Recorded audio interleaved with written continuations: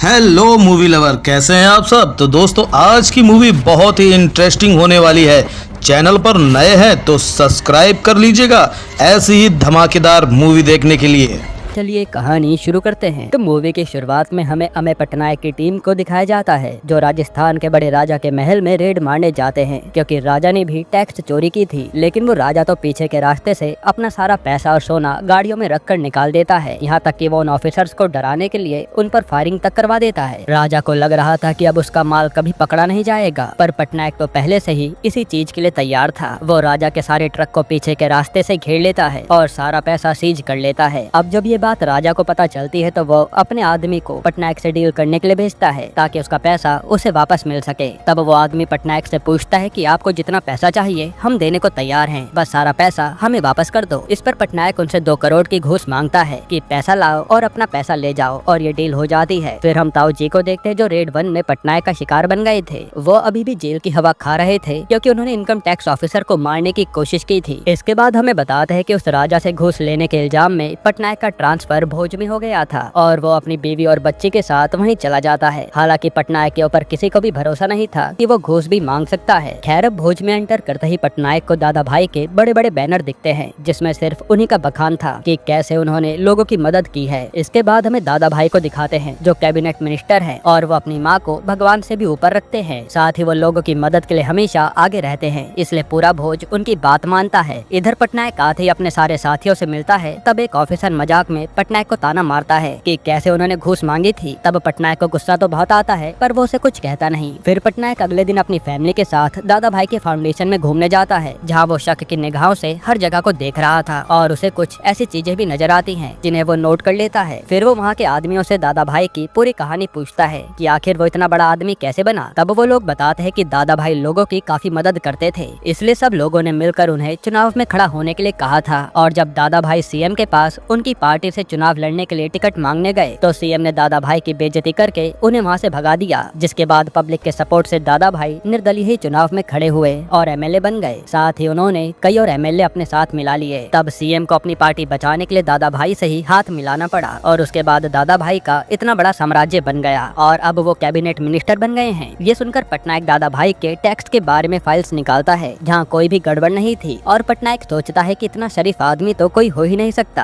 कि जरा से भी गड़बड़ न करे। इसके बाद वो दादा भाई के हर इलाके पर नजर रखता है, और फिर उसे एक खेत नजर आता है, जहाँ गन्ने की फसल कटने के बाद भी वहाँ गन्ने खड़े थे। पता करने पर मालूम पड़ता है कि दादा भाई इस खेत की फसल को हर साल ऐसे ही छोड़ देते हैं, ना जाने नीचे क्या है। तब पटनायक जाकर इस खेत की जांच करता है, और उसे भी लगता है कि जरूर नीचे कुछ होगा। तभी दादा भाई सिर्फ यहाँ की फसल नहीं कटवाता। जिसके बाद सीन शिफ्ट होता है पटनायक और उसकी टीम पर, जहाँ पटनायक सबको बताता है कि आखिर उसका ट्रांसफर यहाँ क्यों हुआ है। असल में पटनायक को दादा भाई के बारे में पहले ही पता चल गया था, इसलिए जब उसने राजस्थान के राजा के यहाँ रेड मारी तो जानबूझकर घूस मांगी, ताकि उसके सारे से इल्जाम में उसका ट्रांसफर कहीं और कर दें। और जैसा पटनायक ने सोचा था, उसे भोज में ट्रांसफर कर दिया जाता है, जहाँ दादा भाई का राज था। अब यहाँ आते ही पटनायक सबसे पहले दादा भाई की फाउंडेशन पर नजर रखता है। साथ ही वो दादा भाई से जुड़े सारे सबूतों को इकट्ठा करने लगता है, ताकि वो उसे रंगे हाथों पकड़ सके। तब पटनायक को मालूम पड़ता है कि दादा भाई ने गरीब लोगों के नाम पर ही कई कंपनीज खोली हैं टैक्स बचाने के लिए। इसी तरह से पटनायक दादा भाई के खिलाफ कई सारे सबूत लेकर अपने सर को दिखाता है, और उनसे 30 वारंट पर साइन करवाता है रेड मारने के लिए। अब सीन प्रेजेंट में आता है, और वो अपनी टीम से कहता है कि आज हमें दादा भाई के घर पर रेड मारने जाना है। जो सुनकर सबके होश उड़ जाते हैं, पर वो लोग पटनायक को मना नहीं कर सकते थे, वरना उनकी नौकरी चली जाती। फिर सारे एम्प्लॉय सीधा दादा भाई के घर पहुंचते हैं,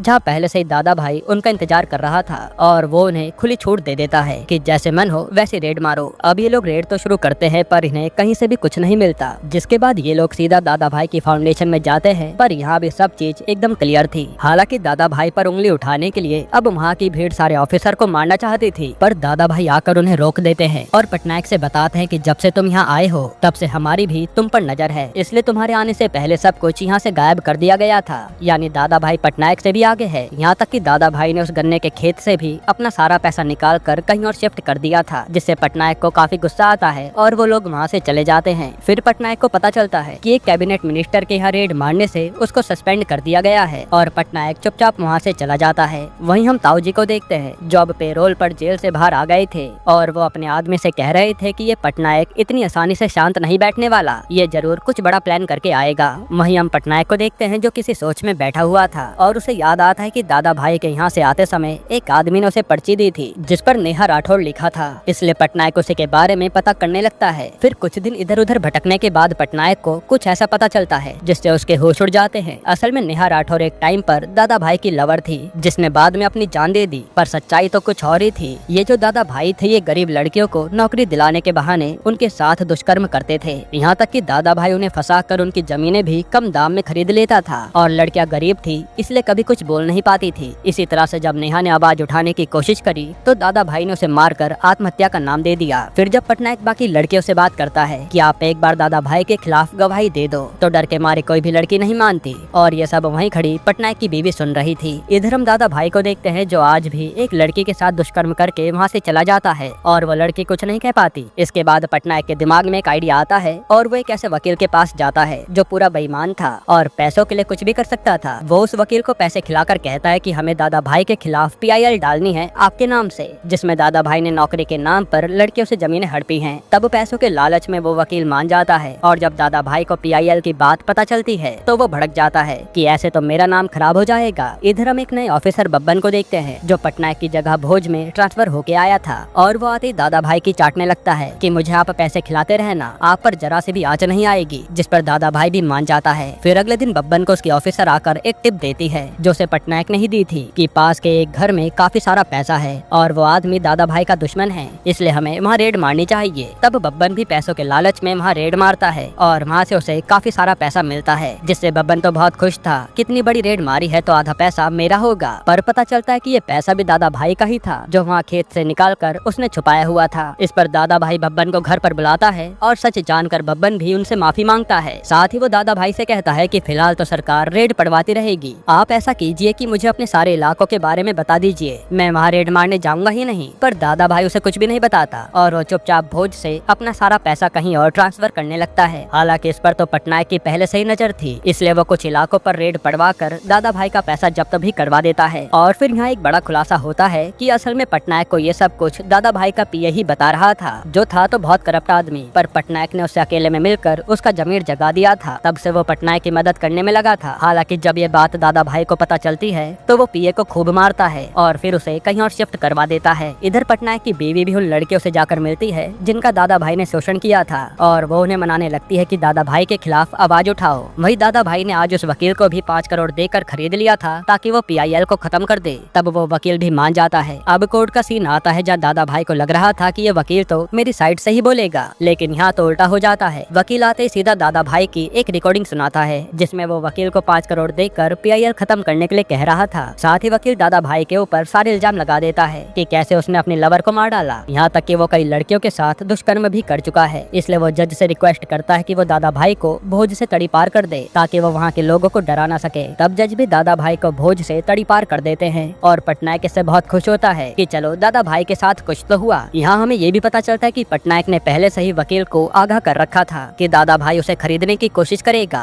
इसलिए वकील पहले से ही तैयार था। हालांकि दादा भाई चुप बैठने वालों में से नहीं था, वो अपनी सारी ताकत लगवाकर अपने तड़ी पार हटवा लेता है। वहीं आज पटनायक अपने हेड से मिलता है और सबूत दिखाकर कहता है कि मैं दादा भाई के यहाँ से 500 करोड़ की रेड मारूंगा, इसलिए मेरे ऊपर से सस्पेंशन हटा दीजिए और अगर मैं ऐसा नहीं कर पाया तो फिर कभी रेड मारने नहीं जाऊंगा। ये सुनकर उसके हेड पटनायक को उसकी पोस्ट दे देते हैं। फिर पटनायक सीधा भोज आता है और यहाँ एक और सीक्रेट रिवील होता है। असल में बब्बन का ट्रांसफर पटनायक ने यहाँ करवाया था और बब्बन पटनायक का ही आदमी था जो दादा भाई पर नजर रखने आया था। फिर बब्बन बताता है कि मैंने दादा भाई के सारे इलाकों पर नजर रखी है और डर के मारे दादा भाई ने 1 महीने के अंदर अपना सारा पैसा नए वाले होटल में लगा दिया है। अगर हम ठीक से उस होटल की जांच करेंगे तो हमें वो मिल जाएंगे। इस पर पटनायक सीधा वारंट लेकर उसी होटल में रेड मार देता है। वहाँ इस समय दादा भाई अपने चुनाव की मीटिंग के लिए कहीं और जा रखा था, जिसके बाद पटनायक और उसके साथ ही पूरा होटल खंगाल लेते हैं, पर उन्हें तो अभी तक कुछ नहीं मिलता। तब पटनायक अपने दिमाग पर जोर डालता है और एक एक दीवार चेक करने लगता है। तब एक दीवार जो खोखली थी उसे तोड़ने पर उसे काफी सारा पैसा और सोना रखा नजर आता है। वहीं पटनायक के साथियों को हर बाथरूम में सोने के नलके लगे हुए मिलते हैं जिन्हें वो जब्त कर लेता है। हालांकि जैसे ये रेड वाली बात दादा भाई को पता चलती है तो वो सीधा होटल जाते हुए सीएम को फोन करता है ताकि वो रेड रोक सके, लेकिन सीएम तो साफ मना कर देता है कि ये सेंटर का मामला है, जिस पर दादा भाई पीएम को भी फोन लगा देता है, लेकिन पीएम भी उसका फोन नहीं उठाते क्योंकि ऐसे तो उनका नाम भी खराब हो सकता था। इससे दादा भाई को काफी गुस्सा आता है और वो भोज की जनता को उकसा देता है पटनायक और उसके लोगों को मारने के लिए। जिसके बाद अब भोज की जनता उस होटल में घुसने लगती है और पटनायक को समझ नहीं आता कि वो अपने लोगों की जान कैसे बचाए। हालांकि यहाँ पटनायक को दादा भाई का पीए भी मिल गया था, जिसे उसने यहीं बंदी बनाकर रखा था। फिर पटनायक अपना दिमाग चलाता है और ऊपर से दादा भाई का पैसा उड़ाने लगता है, जिससे जनता उसे लूटने में लग जाती है। यहाँ पटनायक कहता है कि ये पैसा भी इन्हीं का था जो अब इन्हें मिल रहा है। हालांकि तभी दादा भाई आता है और वो ये देखकर हैरान था कि ये पटनायक कर क्या रहा है। जिसके बाद पटनायक नदी में से दादा भाई का काफी सारा सोना निकलवा देता है जो वहीं के एम्प्लॉय ने बताया था, और इस तरह से दादा भाई का सारा पैसा अब पटनायक ने जब्त कर लिया था, जो करीब 500 करोड़ से भी ऊपर था। ये देखकर दादा भाई को काफी गुस्सा आता है और वो अपने आदमियों के साथ उस पर हमला करने लगता है। लेकिन उसी समय वहाँ दादा भाई की माँ जाती है, जिनके साथ वही लड़कियाँ थी जिनका दादा भाई ने फायदा उठाया था। और पता चलता है कि पटनायक की बीवी ने उन लड़कियों को सच बोलने के लिए मना लिया था और सबसे पहले उन्होंने जाकर ये बात दादा भाई की माँ को बताई थी, जो जानने के बाद तो दादा भाई की माँ पूरी तरह से टूट गई थी। इसलिए वो आकर दादा भाई के थप्पड़ मारती है और दादा भाई आज पूरी तरह से टूट जाता है क्योंकि उसकी माँ को सच पता चल गया था। जिसके बाद दादा भाई चुपचाप पुलिस के साथ चला जाता है और वहीं पटनायक जाकर उस बूढ़े आदमी से मिलता है जिसने उसे नेहा नाम की चिट्ठी दी थी। असल में वो नेहा का दादा था जो सच सामने लाना चाहता था। फिर हम दादा भाई को देखते हैं जो अब जेल में था और पटनायक से गुस्सा था। तब उसके पास ताऊ जी आते हैं जिनका पेरोल खत्म हो गया था, यानी अब ये दोनों मिलकर पटनायक से बदला लेना चाहते हैं। यहीं पर ये मूवी खत्म होती है। दोस्तों, आपको ये मूवी कैसी लगी हमें कमेंट में जरूर बताना। वैसे मैं अगर आपको छोटा सा रिव्यू दूं तो ये मूवी मुझे तो काफी पसंद आई है, जहां आप जरा सा भी बोर नहीं होते। वहीं अजय देवगन और रितेश देशमुख की परफॉर्मेंस लाजवाब थी। हालांकि यहाँ वानी कपूर का रोल जरा सा भी इम्पैक्टफुल नहीं था, वो बस फिलर के तौर पर 2 या 3 मिनट के लिए आती हैं, उससे ज्यादा नहीं। वहीं मूवी के गाने भी आपको कुछ खास पसंद नहीं आएंगे। बाकी ओवरऑल मूवी जबरदस्त है, जिसमें जब एक के बाद एक ट्विस्ट रिवील होते हैं तो मजा आता है। बाकी आप अपनी राय कमेंट में जरूर बताइएगा। हाँ तो दोस्तों, आज की ये वीडियो आपको कैसी लगी? अच्छी लगी हो तो एक लाइक कर देना, चैनल को सब्सक्राइब कर लेना और